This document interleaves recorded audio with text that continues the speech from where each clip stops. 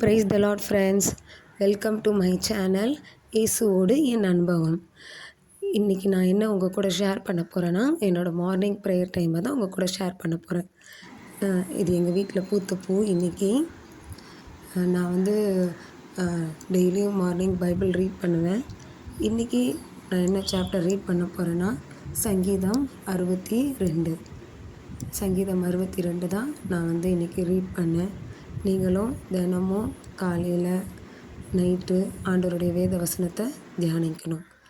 அதுக்கப்புறம் நான் என்ன சங்கீதம் ரீட் பண்ணுறேனோ, இல்லைன்னா என்ன அதிகாரம் ரீட் பண்ணுறேனோ, அதில் எனக்கு ரொம்ப என்னை தொட்ட வசனத்தை, இல்லைன்னா எனக்கே இன்னும் பேசின வசனத்தை வந்து நான் எழுதுவேன்.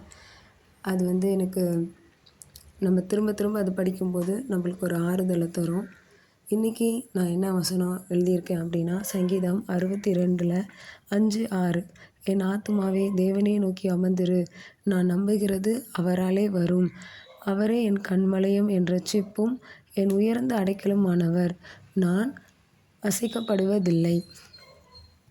ஆண்டவர் நம்மளுடைய கன்மலையாக இருக்கும்போது நம்மளை யாராலையும் அசைக்க முடியாது. எந்த ஒரு பிரச்சனை நம்மளுக்கு வந்தாலும் சரி, எந்த ஒரு போராட்டம் நம்மளுக்கு வந்தாலும் சரி, இதையும் ஆண்டவர் நம்ம கூட இருந்தாருன்னா, நம்ம ஆண்டவர் கூட இருந்தோன்னா எதுவுமே நம்மளை அசைக்காது. இது வந்து ஒரு குட்டி டைரி.